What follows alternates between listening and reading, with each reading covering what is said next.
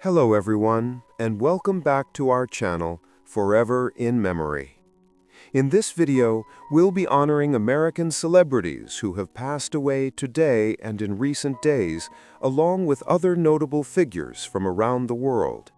Before we begin, please show your support by giving this video a like. It really helps the channel. Thank you, and let's get started. Died on September 19, 2025. Ishtvan B.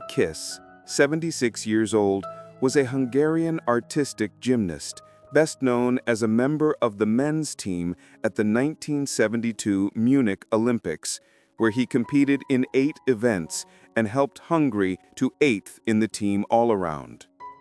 A Budapest native and product of the Vasas club system, he was part of a generation that carried Hungarian men's gymnastics through a demanding international cycle, valued for clean execution, stamina across multiple apparatuses, and a work ethic that made him a reliable team man. Born December 19, 1948, in Budapest, Kiss came up through Hungary's centralized sports schools before earning national team selection and the Olympic call. Teammates remembered him as diligent and unshowy, the sort of competitor who did the hard rotations without complaint and whose consistency steadied the lineup. His passing, announced by the Hungarian Olympic Committee, closes the chapter on a quiet professional who did his country's heavy lifting on the sport's biggest stage. Died on September 18, 2025. Brett James, 57, was a Grammy-winning Nashville songwriter and producer whose pen powered a generation of country radio. A craftsman equally at home with prayerful ballads and sun-struck anthems. He died in a small plane crash near Franklin, North Carolina. All 3 aboard a Cirrus SR-22T were killed, and federal authorities are investigating. Known legally as Brett James Cornelius, he was mourned across Music Row by artists who'd ridden his words to the top of the charts. What made James singular wasn't just longevity, but range. He wrote Carrie Underwood's Jesus, Take the Wheel, Grammy winner for Best Country Song, and Kenny Chesney's breezy When the Sun Goes Down, then swung to Jessica Andrews' first #1, Who I Am, Martina McBride's Blessed, Jason Aldean's The Truth, Chris Young's The Man I Want to Be, Dierks Bentley's I Hold On, and Kenny Chesney's Out Last Night.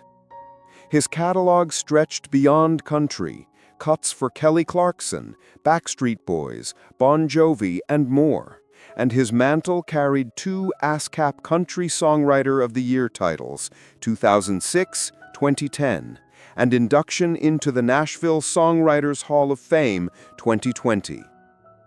Industry tallies credit him with more than 20 dozen #1 singles and hundreds of major label cuts, proof that his instincts for hook, image, and emotional turn were unusually sure. Born June 5, 1968, in Columbia, Missouri, Brett James grew up largely in Oklahoma, studied at Baylor University, B.S. 1991, and entered medical school before music pulled him back to Nashville. A brief mid-90s stint as a recording artist gave way to the career that fit him best, writing daily, collaborating widely, and producing select projects while mentoring younger writers. Friends describe a generous teammate with a surgeon's precision for lyric and meter. A man who believed the most durable songs were built on ordinary details sung plainly. He is survived by his wife Sandra Cornelius and their children.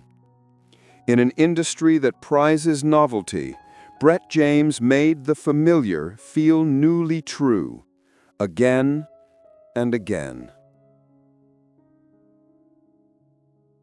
Died on September 18, 2025. Field Marshal Charles Guthrie was a soldier's scholar who learned his trade in the Welsh Guards and the SAS, where small unit patrols and messy conflicts taught him that clear intent, good logistics, and trust mattered more than slogans. Rising through every level of command to lead the army and then serve as Britain's senior military advisor, he shaped operations from the Balkans to Sierra Leone and argued calmly, relentlessly, that force only works when the political purpose is exact. He prized mission command, fought for training time and kit that worked, and had the rare gift of speaking to politicians without flattery and to privates without condescension.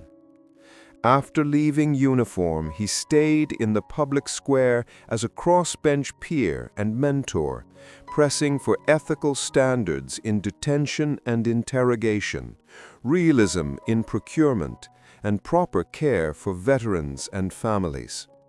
Ceremonial duties kept him close to the regiments. Charity and education work kept him close to the people they serve. What he leaves behind is less a list of posts than a way of doing the job. Alliances as armor, clarity over fashion, and leadership measured by how well it protects those asked to carry the load. Died on September 18, 2025. Gennady Gillin was a Russian jurist whose judicious, plain-spoken opinions helped shape the country's post-Soviet constitutional practice. A graduate of the Sverdlovsk Law Institute who rose through academia to become a doctor of law and professor, he brought a scholar's precision to the bench and a practitioner's feel for how rules meet real life. From 1999, he served on Russia's Constitutional Court, where colleagues knew him for careful drafting, close attention to municipal and budget law, and a steady preference for clarity over spectacle. His writing, majority opinions and dissents alike, tended to begin with first principles and end with workable guidance for lower courts and local officials. Away from the spotlight, he mentored younger lawyers, lectured on constitutional standards for regional and local government, and treated the robe less as elevation than as responsibility. State honors followed, but he wore them lightly. The work that mattered, he liked to say, was the page in front of him and the people who had to live by it. Gillin leaves behind a quieter legacy than most public figures. Thousands of civil servants and judges who read his opinions to figure out how to do their jobs, and a body of reasoning that tried, case by case, to make the law a little more exact. Died on September 18, 2025. Ambrois Dupant, 88, was a Normandy conservative and long-serving French senator whose career tied local stewardship to international outreach. A farmer by profession and for decades the mayor of Victo-Ponfol, he carried the Pays d'Orge's concerns to Paris as senator for Calvados, earning a reputation for diligence, courtesy, and a meticulous command of files. In the upper chamber, he championed agriculture, regional development, and Europe-minded cooperation, chaired the France-Caucasus Friendship Group, and was the kind of parliamentarian colleagues trusted to master a brief and build consensus without theatrics. At home, he helped turn Normandy's identity into economic strength. He was a driving force behind the Festival des AOC of Normandie, celebrating protected origin foods and cideries, and the Equidays Horse Festival, showcasing a world-class equine industry that touches breeders, vets, trainers, and tourism. Beyond festivals, he built intercommunal structures, mentored mayors, and served as a bridge between town halls and ministries, patient in negotiation, exacting in follow-through. Honors followed. national and foreign decorations that reflected his habit of connecting a small rural commune to wider networks. But he wore them lightly. Residents remember a practical mayor who answered letters, turned up in muddy boots after storms, and believed prestige should follow service, not the reverse. Ambrois Dupant leaves a map for sturdy local politics. Protect what makes a place itself, modernize without erasing it, and treat public trust as something you renew, quietly, every day. Died on September 19, 2025. Fausto Amod, 91, was a pillar of Italy's modern protest song, a founder of Cantacronache in Turin, whose clear, satirical writing helped invent a new civic music for the post-war era. His best-known ballad, Per I morti di Reggio Emilia, named the victims of the 1960 massacre and became a touchstone of Italy's memory culture.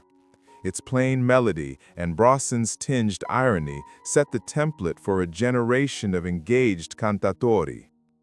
Alongside Cantacronache, he worked with the broader Nuovo Canzoniero Italiano movement, widening the repertoire from folk revival to trenchant social commentary, and later briefly entered Parliament with the PSIUP, carrying the same insistence on words that answer to deeds. A trained architect from the Politecnico di Torino, Amod treated songs like crafted objects, sturdy meter, singable tunes, images that travel from factory floor to piazza. Over decades, he wrote fables with sharp teeth, barracks letters, and shop floor chronicles. Younger artists, from mainstream cantatori to punk bands, drew on his language and stance. His passing in Turin closes a chapter, but the songs keep doing their job, naming what happened, refusing to forget, and reminding listeners that music can still be a form of public conscience. Born on October 7, 1959, in Lambeth, London, Simon Philip Cowell would become one of the most influential pop tastemakers of the modern era. A music executive and television producer who helped turn talent shows into a global industry.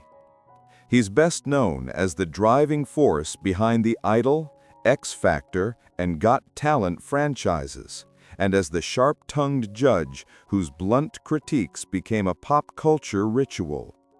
His larger achievement lies in how he fused A&R instincts with television storytelling to discover, package, and launch international acts, from Leona Lewis and Susan Boyle to One Direction, Little Mix, Il Divo, and Fifth Harmony, reshaping how stars are found and how audiences participate in making them. Cowell grew up in Hertfordshire after his family moved out of London, in the village of Elstree, a place shadowed by sound stages and studio gates. His father, Eric Cowell, worked in publishing and later in the music business. His mother, Julie, had been a dancer. The house mixed discipline with show business pragmatism. You worked hard and you paid attention to what people actually liked. From an early age, Simon was drawn less to schoolrooms than to the radio and TV set, filing away what made a record stick in your head or a personality fill a screen. He attended a series of independent schools and never pretended to love them. Teachers saw a bright student resistant to rules, more engaged by pop charts than by coursework. He played up a deadpan sense of humor, organized pranks, and discovered he was happiest when he was judging what worked and what didn't, in a song, a joke, a performance. That instinct for assessment, honed in classrooms he wanted to leave, would one day become his on-air persona. By his mid-teens, he had the contours of a plan, even if he couldn't yet name it. Music over academia, work over credentials, results over rhetoric. The proximity to studios made show business feel like a practical trade, not a fantasy, and family connections offered a first glimpse of how labels functioned. Before any cameras, before the format deals and arena finals, the foundation was set. A stubborn ear for hooks, a cool eye for audience reaction, and a conviction that talent, correctly framed, could be manufactured into a moment and a career. In his late teens and early 20s, Cowell did exactly what he'd promised himself. He skipped the long academic detour and went straight to the music business, starting at the very bottom. A junior post at a record company taught him the mechanics: contracts, clearances, demo piles, the small frictions that make or break a release calendar. He was quick, blunt, and allergic to mystique. If a record didn't move people in 30 seconds, he said so.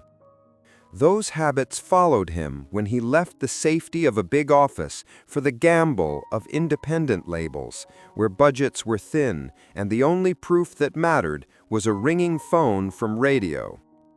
The first real run came with a boutique imprint that leaned into bright, radio-ready pop.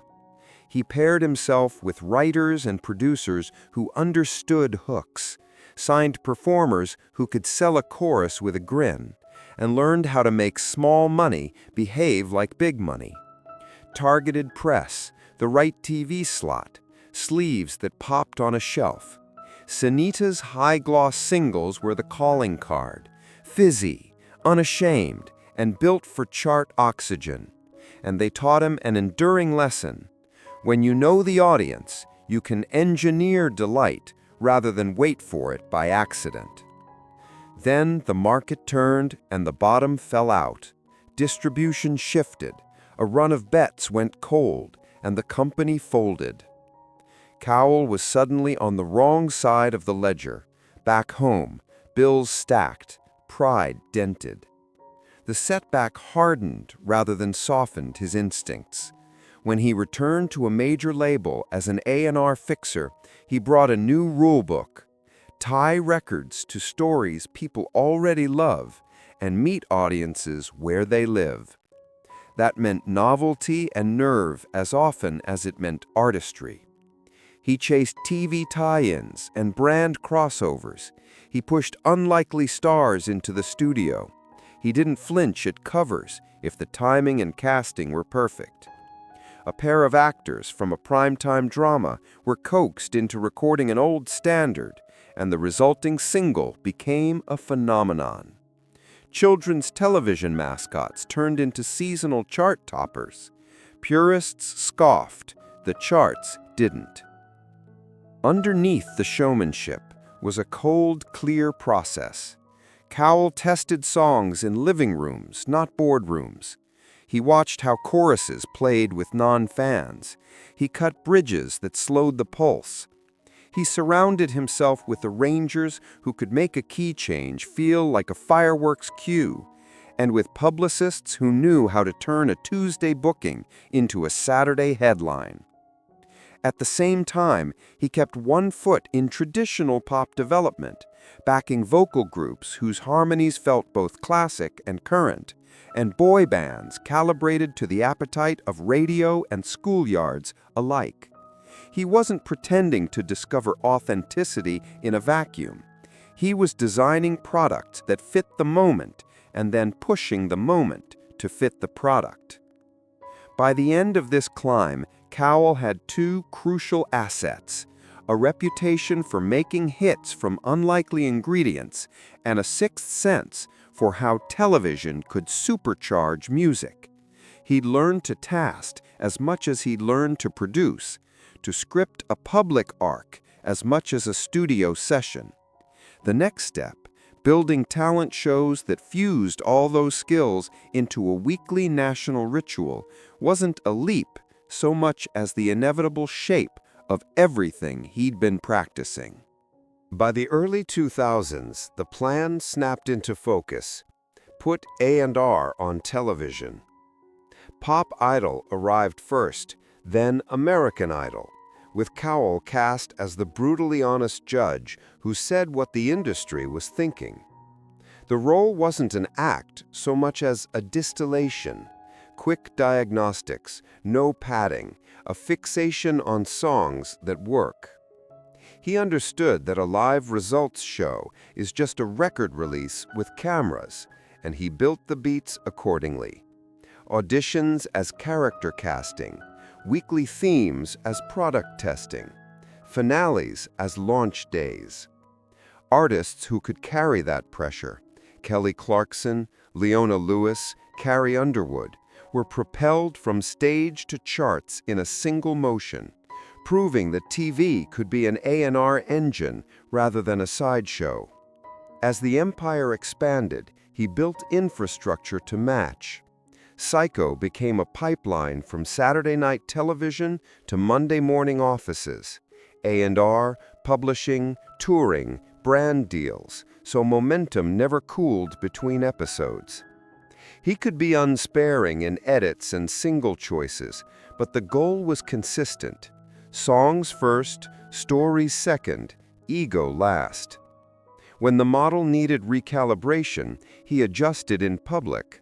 A softer tone in later judging, more room for artistry within the machine, and occasional experiments that reminded viewers the format could still surprise. The same machinery turned toward charity when needed. Cowell marshaled all-star singles into national rituals, telethons, relief records, using his producer's knack for logistics to turn sentiment into swift, bankable help. He leaned on the voice that launched his TV persona, direct, unvarnished, but aimed it at fundraising targets and timelines instead of contestants. There were misses, fatigue cycles, and the inevitable critiques about packaging and overexposure. He absorbed them, retired what no longer worked, and refocused on the asset that outlasts trend lines: intellectual property. By concentrating on formats and franchises, he shifted from running a conventional label to running the pipes through which labels and platforms feed. Along the way, he weathered personal setbacks, returned to the panel, and kept the larger machine humming, proof that the product he truly perfected was a system. What remains is a blueprint for 21st century pop. Talent as narrative, audience as stakeholder, television as accelerator, and A&R as a public sport. Simon Cowell didn't just judge singers, he redesigned how stars are made, compressing the distance between a living room audition and a world tour.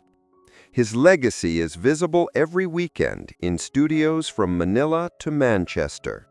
A blinking scoreboard, a hook that lands, a new act learning, in front of millions, how to turn attention into a career.